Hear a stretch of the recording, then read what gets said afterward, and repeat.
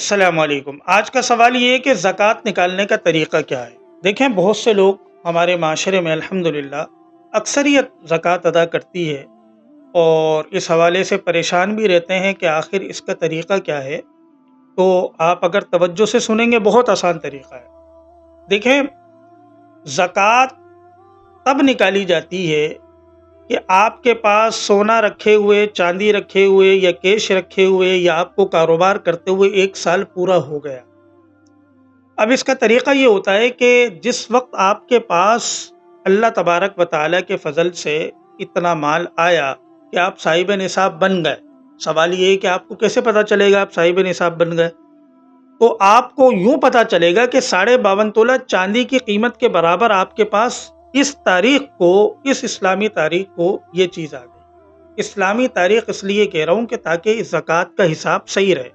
مثلاً یکم رمضان کو آپ کے پاس یہ چیزیں آئیں، اب آپ صاحب نصاب بن گئے۔ اب درمیان میں معاملات آپ کے چلتے رہیں گے، کبھی آپ کے پاس پیسے کم ہوں گے، کبھی زیادہ ہوں گے، کبھی اونچ نیچ، یہ سب چلتی رہے گی۔ اگلے سال جب یکم رمضان آئے گا تو اب آپ کو اپنا حساب کرنا ہے۔ طریقہ حساب کرنے کا یہ ہے کہ جن چیزوں پر زکوٰۃ آتی ہے ان ساری چیزوں کی ویلیو آپ نکالیں گے۔ سونا اگر آپ کے پاس ہے تو اس کی نکالیں گے، چاندی ہے تو اس کی نکالیں گے، کیش ہے تو اس کو بھی ایڈ کر دیں گے، اور اگر آپ کاروبار کرتے ہیں تو جس قیمت پر آپ چیزیں سیل کرتے ہیں یا ہول سیل ریٹ لگانے کی بھی گنجائش ہے وہ بھی آپ ایڈ کر دیں گے۔ ایڈ کر کے سب ٹوٹل اس کا نکال لیں، مثلاً 6 لاکھ روپے بن گئے۔ اب سب سے پہلے اس میں آپ کو 2 چیزیں دیکھنی ہے۔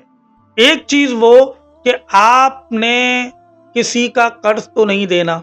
اگر آپ کے ذمہ مثلاً 1 لاکھ روپے قرضہ ہے تو وہ 1 لاکھ روپے آپ نکال دیں۔ اسی طرح آپ نے اگر قسطوں پر کوئی چیز لی ہوئی ہے تو اس مہینے کی قسط بھی آپ نکال دیں گے۔ بالکل اسی طرح آپ کو اس مہینے جو بجلی کا بل بھرنا ہے، جو گھر کا راشن ہے، جو گھر کی ضروریات ہیں، اخراجات ہیں، بچوں کی فیس ہے، صرف اس مہینے کی، وہ سب آپ نکال دیں۔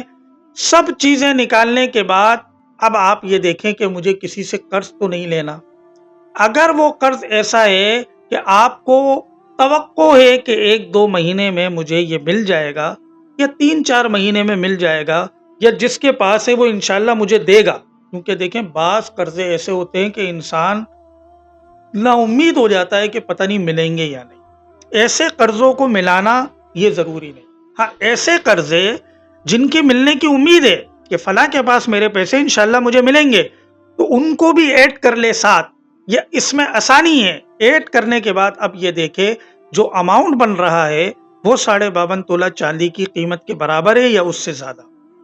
اگر برابر ہے یا اس سے زیادہ ہے تو اب آپ کے ذمہ زکوٰۃ ہے، آپ اس اماؤنٹ کو 40 پر تقسیم کر دیں۔ جو جواب آئے گا وہ 2.5% ہوگا، وہ آپ زکوٰۃ اپنی ادا کر سکتے ہیں۔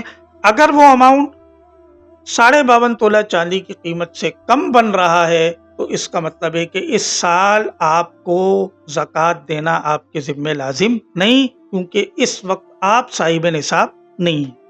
امید ہے آپ کو بات اچھی طرح سمجھ میں آ گئی ہوگی۔ مزید اس طرح کی دینی معلومات کے لیے آپ ہمارے چینل کو بھی سبسکرائب کر سکتے ہیں۔